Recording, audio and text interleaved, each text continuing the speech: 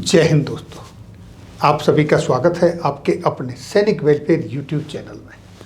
दोस्तों, नर्मदा नदी से चाहे 700 किलोमीटर दूर तक जवानों को पानी पहुंचाने का कार्य हो या फिर बॉर्डर पर जवानों का मनोबल बढ़ाने के लिए उनके साथ उनके दुख सुख में सम्मिलित होने के लिए दिवाली मनाने का कार्य हो, हमेशा जवानों की चिंता करने वाले माननीय प्रधानमंत्री जी जब जवानों को फिटमेंट फैक्टर 2.75 से भी ज़्यादा पेंशन देने की बात करते हों तो ऐसी कंडीशन में जवानों की पेंशन घटी क्यों? जेसीओ और जवान पिछले 10 महीने से जंतर मंतर से लेके जगह जगह रैली, धरना, प्रदर्शन, भूख हड़ताल या फिर रेल रोको आंदोलन जैसी गतिविधियां क्यों कर रहे हैं? और इतना ही नहीं, 90 से 80% जो जवान प्रधानमंत्री जी अब कहते हैं कि सबसे आगे बॉर्डर पर गोली वो खाते हैं, तो फिर उनको प्रीमेच्योर रिटायरमेंट के बाद ओआरओपी क्यों नहीं?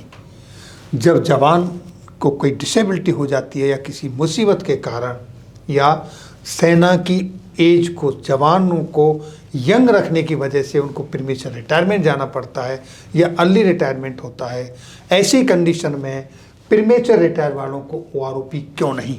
इस सब के ऊपर माननीय प्रधानमंत्री जी ने क्या कहा, पहले आप वो सुने, फिर हम चर्चा करेंगे कि आखिर इस सब के पीछे की वजह क्या है और इनका निवारण कैसे हो सकता है, इस पर चर्चा करेंगे। पहले आप सुनिए माननीय प्रधानमंत्री जी को।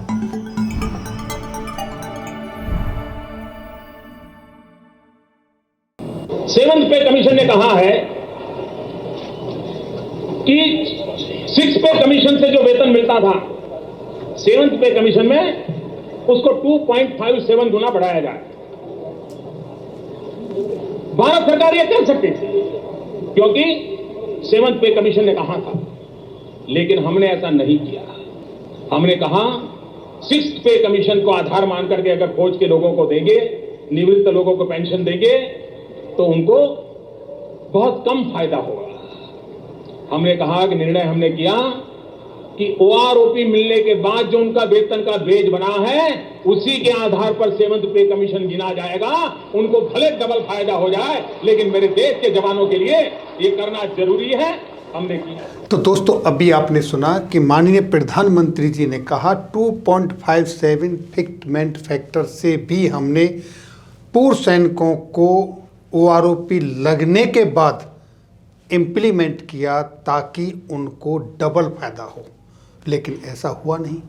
आखिर इसके पीछे वजह क्या रही कि उनको डबल फायदा तो दूर की बात कि उनको जो नॉर्मल पेंशन मिलनी थी, जो ओआरओपी का असली मीनिंग आना चाहिए था कि नए वाले को ज़्यादा और पीछे वाले को उसके पास में लाना था, उल्टा हो गया। पीछे वाला आगे निकल गया और आज वाला पहले वाले से पीछे चला गया। और प्रीमेच्योर रिटायरमेंट के ऊपर क्या कहा, प्रीमेच्योर रिटायरमेंट का मुद्दा क्या है, वो भी सुनिए माननीय प्रधानमंत्री जी से। कुछ लोगों को लगता है कि जो 15 साल 17 साल नौकरी छोड़ के गए उनको ओआरओपी नहीं मिलेगा। मेरे जवान भाइयों बहनों, चाहे वो हवालदार हो, सिपाही हो, नायक हो, अरे आप ही तो देश की रक्षा करते हो। अगर ये ओआरओपी सबसे पहले मिलेगा तो आपको मिलेगा। ये वीआरएस के नाम से आपको भ्रमित करने का जो प्रयास कर रहे हैं वो गलत कर रहे हैं। ये सरकार जिन लोगों ने युद्ध में, सेना में काम करते करते अपना शरीर गंवाया है, कोई अंग गंवाया है, ऐसे भी सेना के जवान जिनको मजबूरन सेना छोड़नी पड़ती है, शरीर की, देश के लिए शरीर का एक एक अंग बलि चढ़ा दिया है, उसको सेना छोड़नी पड़ती है।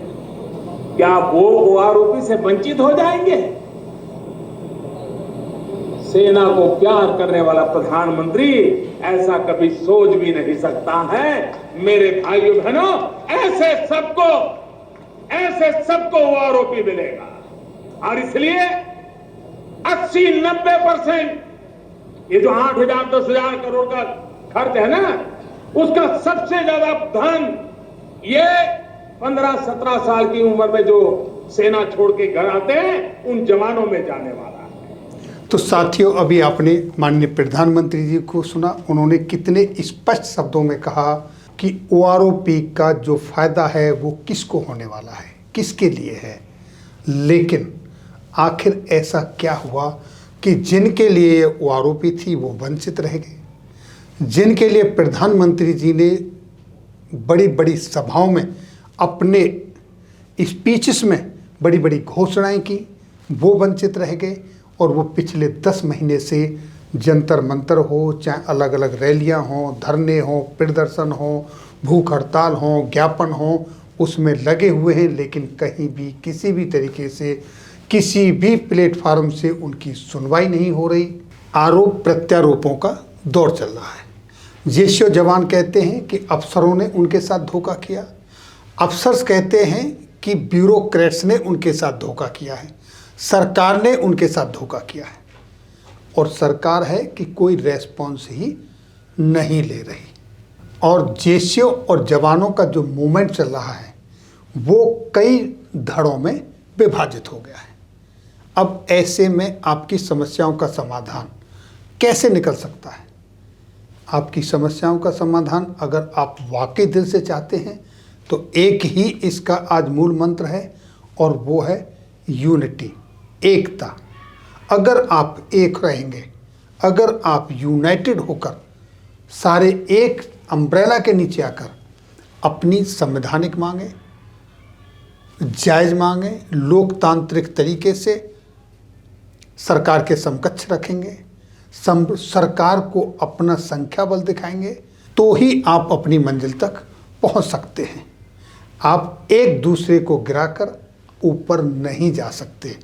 आप आपस में लड़ झगड़ कर, अलग अलग धड़ों में बंटकर अपनी समस्या का समाधान नहीं करवा सकते। जब आप एकत्रित होंगे, एक होंगे, एक मंच पर होंगे, तभी आपको कोई सुनेगा और तभी आपकी संख्या बल का आप इस्तेमाल कर सकते हैं, उसको कैश कर सकते हैं। यूनिटी में बड़ा दम होता है, बड़ा बल होता है।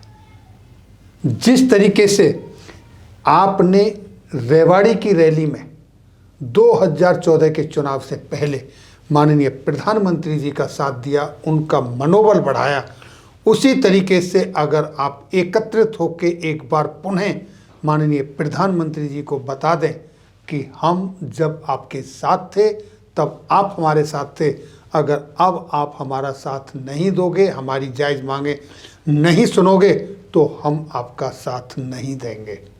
और ये सब करने के लिए अब आपके पास मात्र 2 महीने का समय बचा है, और यही सही समय है। अगर अभी नहीं तो कभी नहीं, ये पक्की बात है। और दोस्तों, अगर आप हमारी बातों से सहमत हैं तो ये वीडियो अपने सभी दोस्तों के साथ शेयर करें और ज़्यादा से ज़्यादा पूर्व सैनिकों को जोड़ने की, जागरूक करने की कोशिश करें। ये थी इन्फॉर्मेशन आज की इस वीडियो में। फिर मिलेंगे आपके वेलफेयर से जुड़ी किसी अन्य जानकारी के साथ अगली वीडियो में। तब तक के लिए जय हिंद, जय भारत।